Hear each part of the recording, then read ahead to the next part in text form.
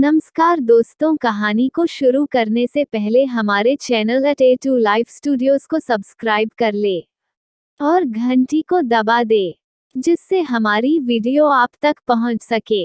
आइए कहानी को शुरू करते हैं। राजेश कचहरी से शाम को वापस आया और अपने पुश्तैनी मकान में चला गया जो शहर से 4 किलोमीटर दूरी पर था। जब यह मकान बना तब वहां कोई बस्ती नहीं थी, पर आजकल तो वहां अच्छी खासी कॉलोनी बस गई थी। पर समय के साथ अब भी वहां शहर की सुविधा आसानी से उपलब्ध नहीं थी। मकान छोटा था पर राजेश के रहने के लिए पर्याप्त था। एक कमरा और आंगन नीचे तथा एक कमरा किचन के साथ ऊपर था। ऊपर वाले कमरे के साथ एक बड़ी सी बालकनी लगी हुई थी।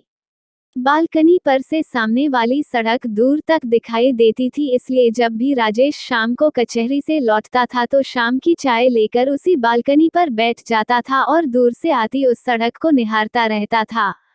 ये बात उसकी आदत में शुमार हो गई थी।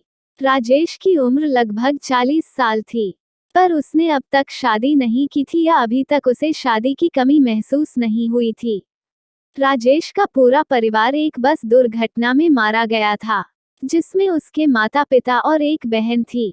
तब राजेश ग्रेजुएशन में था।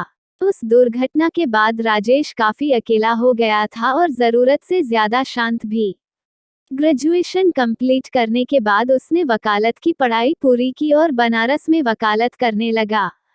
हालांकि उसकी वकालत की आमदनी कुछ ज्यादा नहीं थी, पर राजेश के लिए पर्याप्त थी। विरासत में राजेश को वही एक घर और अपनी मां के कुछ गहने मिले थे। रोज की तरह राजेश आज भी चाय लेकर अपनी बालकनी में बैठा हुआ था और सड़क को निहार रहा था। तभी मोबाइल की घंटी बजी। राजेश ने अपना मोबाइल उठाया और बोला, हाँ सुमित, कैसे याद किया भाई? सुमित ने कहा, यार दोस्त, आज मेरे बेटे का जन्मदिन है। मैंने अपने घर पर एक छोटी सी पार्टी रखी है। तुम आज आमंत्रित हो। रात का खाना घर से खाकर जाना। हालांकि राजेश का बहुत मन तो नहीं था, पर फिर भी उसने अनमने मन से हाँ बोल दिया। उसके बाद वो फिर बालकनी में बैठ गया और सामने वाली सड़क को देखने लगा। तन्हाई उसके घर में ज्यादा थी या उसके दिल में, ये कहना मुश्किल था। कुछ देरी बालकनी में बैठने के बाद राजेश घर के अंदर चला गया। थोड़ी देर बाद तैयार होकर अपनी बाइक पर सुमित के घर की ओर चल दिया। सुमित के घर उसी के साथ वकालत करने वाले लोगों का जमावड़ा लगा हुआ था। रात के करीब 10 बजे वह सुमित के घर से लौटा। उसकी बाइक सड़क पर तेजी से दौड़ी जा रही थी। ठंड की वजह से सड़क पर आदमियों की संख्या काफी कम हो गई थी। अचानक राजेश क्या देखता है कि उसके बाइक के सामने एक लड़की आ गई। ब्रेक लगाते लगाते लड़की को ठोकर लग गई और लड़की सड़क पर गिर पड़ी। राजेश ने तुरंत बाइक रोकी और लड़की के पास गया। लड़की के पैर में मामूली चोट आई थी। उसने लड़की को पकड़कर उठाया और बोला, मैडम, आपका ध्यान कहाँ था? मैं लगातार हॉर्न दिया जा रहा हूँ और आप उसे सुन ही नहीं रही हैं। लड़की ने कहा, मुझे माफ कर दीजिए, मेरा ध्यान कहीं और था। राजेश ने कहा, चलिए आपको डॉक्टर के पास ले चलते हैं। उस लड़की ने कहा, नहीं, शायद इसकी जरूरत नहीं। राजेश ने कहा, जरूरत है। ये ठंड की चोट है, अभी मालूम नहीं पड़ रही है। रात में आपको दिक्कत हो सकती है। बिना वजह आपके घर वाले परेशान होंगे। उस लड़की ने तपाक से उत्तर दिया, मेरे घर वाले नहीं है।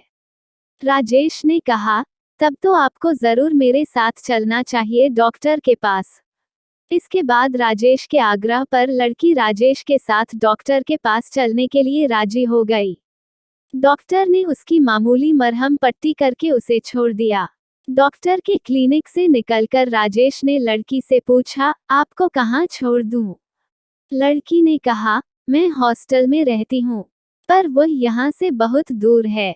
मैं पास के ही पब्लिक स्कूल में पढ़ाती हूँ। आज बच्चों का वार्षिक उत्सव था, इसलिए मुझे लौटने में काफी देर हो गई। अब पता नहीं हॉस्टल तक मुझे कोई सवारी मिलेगी कि नहीं।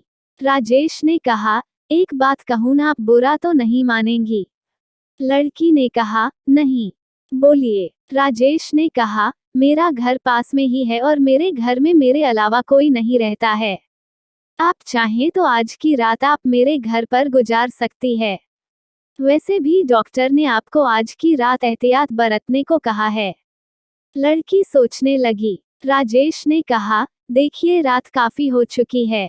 ठंड बढ़ती जा रही है और रास्ता सुनसान होता जा रहा है। और आप कह चुकी हैं कि आपका हॉस्टल यहाँ से काफी दूर है। अब आप चुपचाप बेहिचक मेरे घर चलिए। मैं पेशे से एक वकील हूँ। आप मेरा विश्वास करिए, आपको तनिक भी डरने की जरूरत नहीं है। लड़की ने एक बार सड़क पर निगाह दौड़ाई जो लगभग सुनसान हो चुकी थी और इसके बाद हामी भर दिया। राजेश ने लड़की से कहा कि आप बाइक के पीछे बैठ जाइए। इसके बाद राजेश ने बाइक स्टार्ट की और अपने घर की ओर दौड़ा दिया।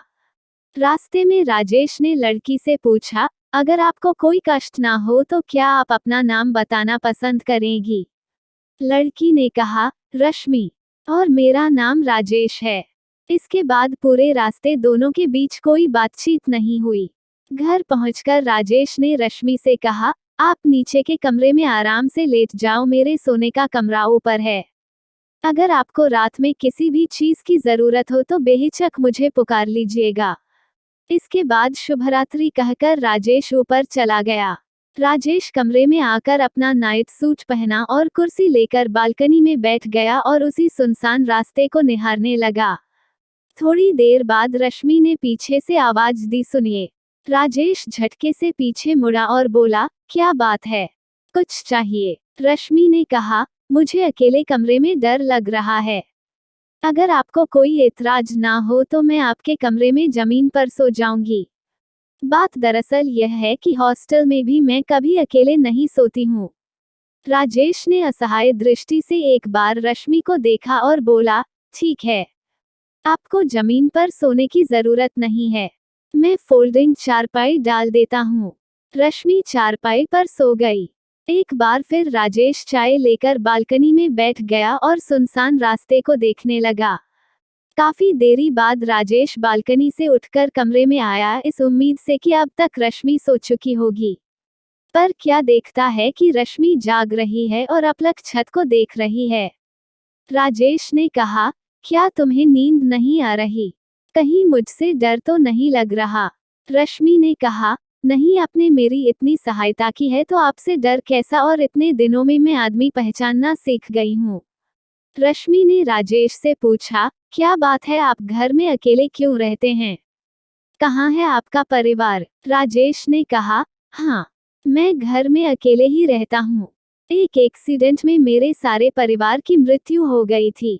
तब से मुझे अकेले रहने की आदत हो गई है। रश्मि ने पूछा, लेकिन आपने अभी तक शादी क्यों नहीं की?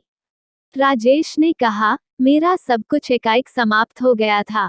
शायद इसलिए अब मुझे में कुछ भी खोने की हिम्मत नहीं है। राजेश ने कहा, और तुम अपने बारे में कुछ बताओ। रश्मि ने कहा, आपको अपनों का साथ कुछ समय तक मिला भी है। मुझे तो अभी तक कोई अपना मिला ही नहीं। मैं बचपन से अनाथ हूँ। कक्षा 1 से लेकर ग्रेजुएशन तक मैं अनाथालय में रही हूँ। कुछ दिन पहले जब मुझे पब्लिक स्कूल में टीचर की नौकरी मिली तो मैंने अनाथालय छोड़कर गर्ल्स हॉस्टल में रहने आ गई और अभी मेरा स्थायी पता गर्ल्स हॉस्टल ही है। मैंने तो कभी महसूस ही नहीं किया अपनों का प्यार। आपके पास सब कुछ था जो आपसे छिन गया, और मेरे पास कभी खोने के लिए कुछ था ही नहीं। बस आप में और मुझ में इतना ही अंतर है। आपने आज इतनी हमदर्दी दिखाई तो मैंने अपना दुख आपसे कह दिया। अन्यथा मैंने कभी किसी से अपने मन की बात नहीं की है। राजेश ने कहा, चलो अच्छा ही है, अनजाने में ही सही तुम्हारा मन थोड़ा हल्का हुआ। चलो अब सो जाते हैं, रात काफी हो गई है। इसके बाद राजेश ने कमरे की लाइट बंद कर दी और पलंग पर आकर लेट गया। पर आज उसे नींद नहीं आ रही थी। रश्मि की बातों ने शायद उसके प्रति हमदर्दी पैदा कर दी थी। कुछ समय के लिए ही सही राजेश अपनी परेशानी भूलकर रश्मि के बारे में सोच रहा था। सुबह के अलार्म के साथ राजेश और रश्मि दोनों की ही नींद टूटी। राजेश ने रश्मि के लिए चाय बनाई। चाय पीने के बाद राजेश रश्मि को ऑटो तक छोड़ने गया। ऑटो में चढ़ने से पहले राजेश ने रश्मि से कहा, रश्मि, अगर तुम्हें कोई एतराज ना हो तो क्या तुम अपना मोबाइल नंबर दे सकती हो? रश्मि मुस्कुराई और बोली, क्यों नहीं। इसके बाद ऑटो चल पड़ा। राजेश और रश्मि एक दूसरे को अपलक देखते रहे। राजेश घर लौट आया और कचहरी जाने के लिए तैयार होने लगा। कचहरी से लौटने के बाद वह चाय लेकर बालकनी में बैठ गया। पर आज उसका ध्यान सड़क पर न होकर रश्मि की तरफ था। आज पूरे दिन कचहरी में भी उसका ध्यान रश्मि की ही तरफ था। पता नहीं क्यों उसे रश्मि के प्रति एक आकर्षण सा महसूस हो रहा था। एक नज़र उसने अपने मोबाइल में रश्मि के नंबर पर नज़र डाली और रश्मि का नंबर डायल कर दिया। पर उसने उसे तुरंत ही काट दिया। इसके बाद वह शाम को बाहर घूमने के लिए निकल पड़ा। बाहर खाना खाने के बाद राजेश घर लौटा, पर न जाने क्यों रश्मि का ख्याल उसके जहन से उतर नहीं रहा था और उसने रश्मि का नंबर डायल कर दिया। रश्मि ने फोन उठाया। राजेश बोला, रश्मि अब तुम्हारा पैर कैसा है? रश्मि ने कहा, बेहतर है। रश्मि ने कहा, आप कैसे हैं? आज का आपका दिन कैसा बीता? राजेश ने कहा, ठीक हूँ। आपने खाना खा लिया? राजेश ने कहा, हाँ, खाना बाहर से खा करके आया था और तुमने खाना खा लिया? रश्मि ने कहा, मैं खाना थोड़ा लेट खाती हूँ। इसके बाद फोन पर एक शांति छा गई। कुछ देरी बाद रश्मि ने कहा, अच्छा फोन रखती हूँ, गुड नाइट। बातचीत के बाद राजेश की बेचैनी और बढ़ गई। वो कभी बालकनी में टहलता, कभी कमरे में टहलता, पर उसे बेचैनी सी महसूस हो रही थी। नींद उसकी आंखों से कोसों दूर थी। आंख बंद करते ही उसे रश्मि का चेहरा ध्यान में आ जाता था। इसी कश्मकश में उसे कब नींद आ गई इसका पता ही नहीं चला। अचानक राजेश की नींद मोबाइल की रिंग से टूटी। देखा तो 2 बजे रहे थे। मोबाइल पर नजर डाली तो देखा कि रश्मि का नंबर फ्लैश हो रहा था। राजेश ने आंख मलते हुए रश्मि का फोन उठाया और बोला, रश्मि, तुम इस वक्त फोन कर रही हो? तबीयत ठीक तो है? रश्मि बोली, राजेश, तबीयत तो बिल्कुल ठीक है, मुझे नींद नहीं आ रही है। राजेश ने पूछा, क्यों? रश्मि ने कहा, पता नहीं। राजेश ने मजाक में कहा, कहीं मेरी याद तो नहीं आ रही? रश्मि ने कहा, यही बात है। राजेश ने कहा, और मेरी याद क्यों आ रही है? रश्मि ने फिर जवाब दिया, पता नहीं। राजेश ने कहा, कहीं ऐसा तो नहीं कि कल की घटना के बाद से तुम मुझे पसंद करने लगी हो? हाँ, तुम्हें पसंद करने लगी हूँ। पर अब यह मत पूछना क्यों। सारी बात पूछी नहीं जाती, कुछ बातें समझी भी जाती है। राजेश ने कहा, रश्मि, ऐसा करते हैं कि कल तुम स्कूल बंद होने के बाद मेरे घर चली आना। बाकी बातें हम कल ही करेंगे, और हाँ, तुम्हें कोई एतराज ना हो तो। रश्मि ने कहा, मेरा बस चलता तो मैं अभी चली आती। राजेश ने हंसते हुए कहा, अभी आने की जरूरत नहीं है, तुम चुपचाप सो जाओ। शुभ रात्रि। दूसरे दिन शाम को रश्मि राजेश के घर आई। रश्मि और राजेश बालकनी में बैठे एक दूसरे को देखते रहे। राजेश बोला, अब बताओ मुझे क्यों पसंद करने लगी हो? रश्मि ने पूछा, राजेश, क्या आप भी हमें पसंद करने लगे हैं? राजेश ने कहा, तुम्हें पता है, तुम्हारे इंतजार में मैं 1 घंटे से सड़क निहार रहा हूँ। रश्मि ने राजेश का हाथ पकड़ा और बोली, राजेश, पिछली रात जो तुमने मेरे साथ हमदर्दी दिखाई, वो मुझे आज तक किसी से नहीं मिली। तुम में कुछ तो बात है जो मैं तुमसे अपने दिल की बात कह रही हूँ। राजेश, मेरी जिंदगी में ठहराव ला दो। मैं लक्ष्यहीन होकर आगे नहीं बढ़ना चाहती। मैं तुम्हारी हमसफर बनना चाहती हूँ। राजेश ने कहा, रश्मि, तुम नहीं जानती हो, तुम मुझे कितनी बड़ी खुशी देने जा रही हो। मैं तुमको अपना जीवन साथी बनाने के लिए तैयार हूँ। हम कल ही कोर्ट में शादी कर लेंगे। राजेश ने रश्मि का हाथ अपने हाथ में ले लिया और रश्मि की आंखों से आंसू बहने लगे। राजेश ने कहा, लेकिन मेरे में एक कमी है। रश्मि ने कहा, मैं कुछ नहीं सुनना चाहती। अरे सुनो तो सही, मेरी और तुम्हारे उम्र में काफी फासला है। कहाँ मैं 40 साल का और कहाँ तुम 25 साल की। रश्मि ने कहा, प्यार का उम्र के फासले से क्या मतलब? इतनी हमदर्दी तो आज तक मेरे उम्र वाले ने कभी दिखाई नहीं। रश्मि ने राजेश से कहा, मैं ग्रेजुएशन के बाद भी पढ़ना चाहती हूँ। राजेश ने कहा, जैसी तुम्हारी मर्जी। दूसरे दिन राजेश और रश्मि ने शादी कर ली और उनका वैवाहिक जीवन चल पड़ा। धीरे धीरे 3 साल बीत गए। इधर रश्मि ने अपनी पढ़ाई कंप्लीट कर ली और एक लड़के की मां बन गई। बच्चे का नाम उन्होंने प्यार से रखा अंश। अंश के आने से घर में बहार आ गई। राजेश का पारिवारिक जीवन समय के साथ और अच्छा होता चला गया। वीडियो देखने के लिए धन्यवाद। आशा करती हूँ आपको हमारी वीडियो अच्छी लगी होगी और हमें कमेंट में जरूर बताएं कि कैसी लगी है ये स्टोरी और वीडियो को लाइक जरूर कर दीजिएगा। मिलते अगली नई वीडियो में।